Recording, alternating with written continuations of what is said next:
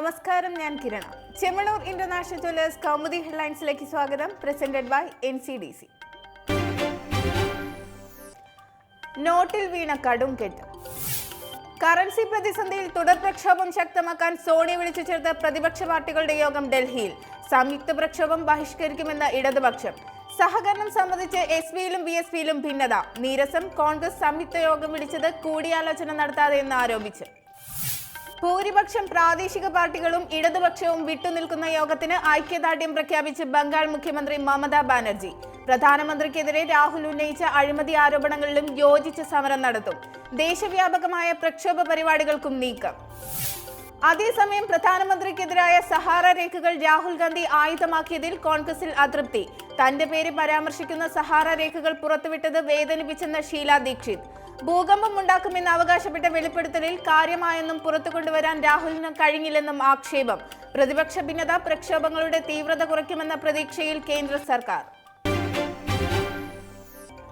തൊട്ടാൽ പൊള്ളുന്ന നോട്ട്. അസാധു നോട്ടുകൾ നിക്ഷേപിക്കാനുള്ള സമയപരിധി വ്യാഴാഴ്ച അവസാനിക്കാനിരിക്കെ കടുത്ത നിയന്ത്രണവുമായി കേന്ദ്ര സർക്കാർ.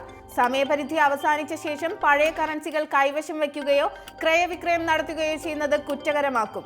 ഇതിനായി ഓർഡിനൻസ് കൊണ്ടുവരാനും ആലോചന. നിയമം പ്രാബല്യത്തിൽ വരുന്നതോടെ അസാധു നോട്ട് കൈവശം വച്ചാൽ കുറഞ്ഞത് 50,000 രൂപ പിഴ ഈടാക്കും. അതേസമയം അസാധുവായ 500, 1000 രൂപ നോട്ടുകൾ 10 എണ്ണം വരെ കൈവശം വയ്ക്കുന്നതിന് നിയമ തടസ്സം ഉണ്ടാകില്ലെന്നും സൂചന. അതിനിടെ നോട്ട് നിരോധനത്തിന് ശേഷമുള്ള സ്ഥിതിഗതികൾ അവലോകനം ചെയ്യാൻ പ്രധാനമന്ത്രി വിളിച്ച ഉന്നതതല യോഗം ഇന്ന്. പണം പിൻവലിക്കാനുള്ള നിയന്ത്രണങ്ങളിൽ ഇളവ് വരുത്തുന്നത് സംബന്ധിച്ചും നോട്ട് ക്ഷാമം സമ്പദ് വ്യവസ്ഥയിൽ സൃഷ്ടിച്ച പ്രത്യാഘാതങ്ങളെക്കുറിച്ചും യോഗം ചർച്ച ചെയ്യും. നോട്ട് അസാധുവാക്കലിന്റെ പശ്ചാത്തലത്തിൽ വരുന്ന പൊതു ബഡ്ജറ്റിൽ സ്വീകരിക്കേണ്ട നയങ്ങളിലും ഇന്ന് തീരുമാനം. കുരുക്കിലാക്കി VS.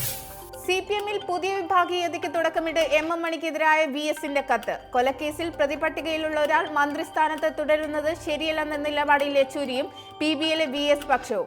അതേസമയം മണിക്കെതിരെയുള്ളത് അഴിമതി കേസല്ലെന്നും രാജി ആവശ്യമില്ലെന്നും കാരാട്ട് പക്ഷം.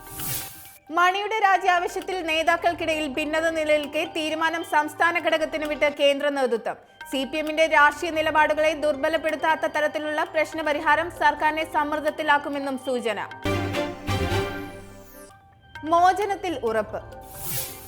യമനിൽ നിന്ന് IS ഭീകരർ തട്ടിക്കൊണ്ടുപോയ ഫാദർ ടോം മുഴുനാലിനെ മോചിപ്പിക്കാൻ സാധ്യമായതെല്ലാം ചെയ്യുമെന്ന് വിദേശകാര്യമന്ത്രി സുഷമ സ്വരാജ്.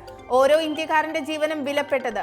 പ്രതികരണം. ഫാദർ ടോം മുഴുനാലിന്റെ വീഡിയോ സന്ദേശം ഇന്നലെ പുറത്തു വന്നതിന് പിന്നാലെ ട്വിറ്റർ സന്ദേശത്തിൽ അഫ്ഗാനിസ്ഥാനിൽ കുടുങ്ങിയ ഫാദർ അലക്സ് പ്രേംകുമാറിനെയും ജൂഡിത്ത് ഡിസൂസയെയും കേന്ദ്രം മോചിപ്പിച്ചിരുന്നു. അതുപോലെ ടോം മുഴുനാലിനെയും സർക്കാർ തിരികെ എത്തിക്കുമെന്ന് സുഷമയുടെ ഉറപ്പ്.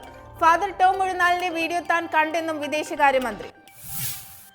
തന്റെ മോചനത്തിനായി പ്രധാനമന്ത്രിയും രാഷ്ട്രപതിയും ഇടപെടണമെന്നാവശ്യപ്പെട്ട് സാമൂഹ്യ മാധ്യമം വഴി ഫാദർ ടോം മുഴുനാലിന്റെ വീഡിയോ സന്ദേശം പുറത്തു വന്നത് ഇന്നലെ. തനിക്ക് ഈ ഗതി വന്നത് ഇന്ത്യക്കാരനായതിനാലെന്നും വിഷയത്തിൽ ക്രൈസ്തവ സഭകളും മാർപ്പാപ്പയും ഇടപെടണമെന്നും ആവശ്യം. Chemmanur international jewellers Kaumudi headlines presented by NCDC സമാപിക്കുന്നു. അടുത്ത ഹെഡ്ലൈൻസ് 1 മണിക്കൂറിന് ശേഷം. നമസ്കാരം.